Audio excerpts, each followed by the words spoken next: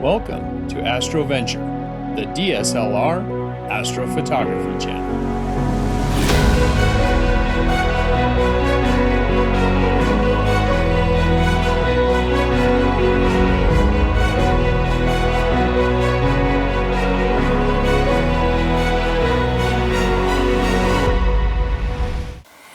Hey there, AstroVentures. Welcome back. If you're new to this astrophotography channel, my name is George, and this is the astrophotography channel for DSLR and mirrorless camera bodies, combined with the lenses we already own, and that's what I want to talk to you about today, is the lenses we already own. Now, it's common in astrophotography that when you watch any tutorial video, they will talk about setting up and opening up your aperture of your lens to the widest that you have to get as much light as you can. Now, that's great in theory, but in practice and cleanup and having to image or edit your image creates a few problems, and I want to talk to you about that today. Now, this here is my 3D printed front element to a lens, and you'll notice, as you have probably noticed with your camera lenses, that the elements are curved, and the shorter the focal length, the greater the curvature. You know, an extreme would be a fisheye lens. It's very round, okay? Longer focal lengths, the lenses get a little bit flatter. However, because the world outside of the end of the element is much bigger than what the physical size of this is, it has to have a curvature to reach out and grab the world and bring it in. And in doing so, it brings that outside image in, it curves it, and then sends it through the lens. And as it goes through the lens, it will pass through a number of other elements. However, I'm keeping this simple. Back to the final element in the camera lens, and at this point, what the optics have to do is take that wide image from the front, pass it through, hit in the center here, and then spread it back out onto the camera sensor and try to undistort that image that it's passed through. Now, in doing so, there's a number of things that can happen. You can have chromatic aberration, chromatic aberration, field curvature. There's all kinds of things going on, and all of it goes back to the curvature of the optics and having to send it through and then uncurve it and resize it onto the sensor. So let me talk about that. So generally you always see the thinking, go with the widest aperture. Because the aperture, the opening to the lens, is wide, it is pulling from a wider area across this curvature. Now, you'll notice that the curvature becomes most steep out here at the edges, and it tapers off as we come to the center. So, in a wide open aperture, it's pulling from the greatest curvature of that front element. Now, if you take your aperture and stop it down, so common lenses have a number of wide opening apertures. You can get a 1.4, you can get 1.2, heck, Nikon has, I think it's a 0.98, but common is a 2.8 widest open aperture. Now, adjusting the aperture, and we're going to try and correct for chromatic aberration, as well as possibly field curvature, and a whole number of other things that can happen because of this curvature.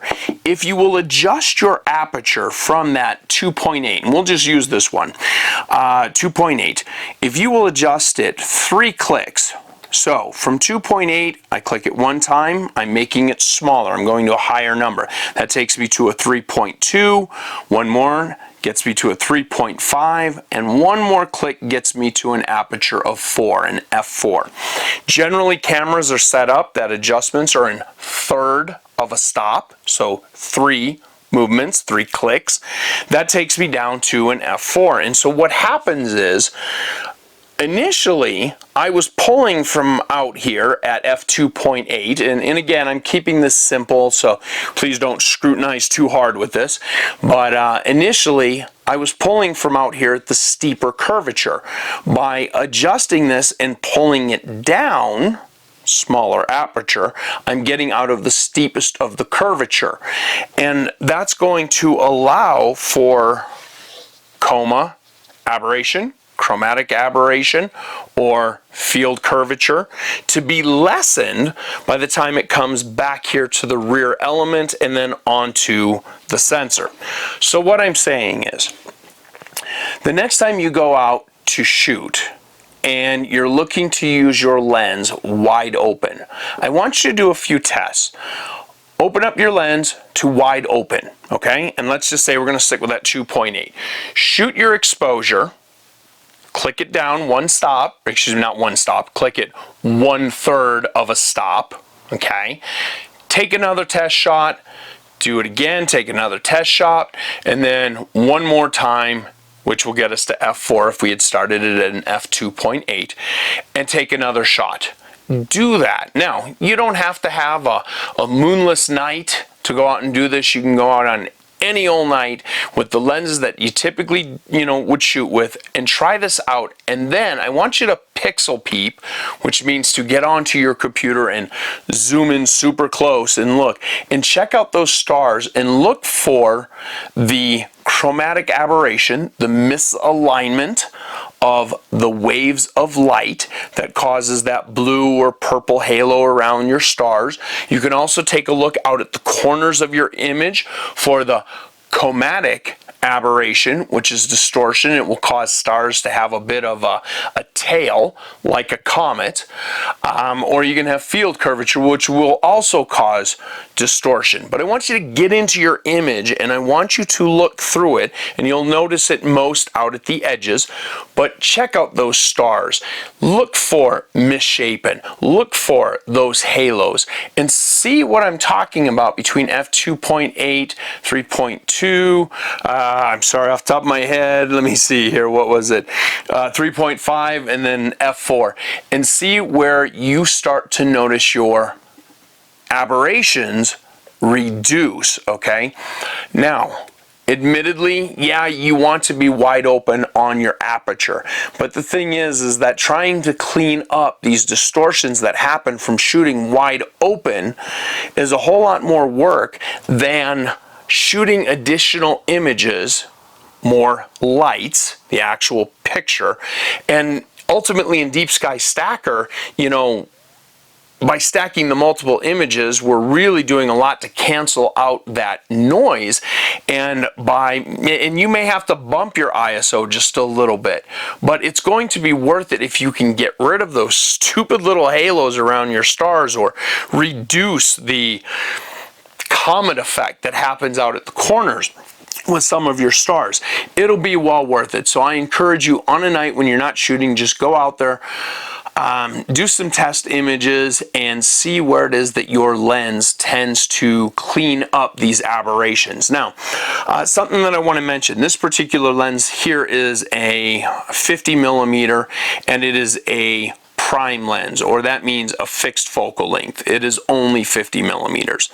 Now, if you can shoot with prime lenses, fixed focal lengths, and this is kind of one of those benefits with telescopes being fixed focal lengths, you can generally get away with shooting at the wider open apertures, because the fact is that every camera lens manufacturer has to make compromises for zoom lenses to get the overall focus between, let's say, 24 to 70, the overall sharp focus between 24 and 70. And there's a lot of mechanics going on in trying to move these elements forward and back and still keep that curvature of the image and then get it to come out at the last element and onto the sensor correctly.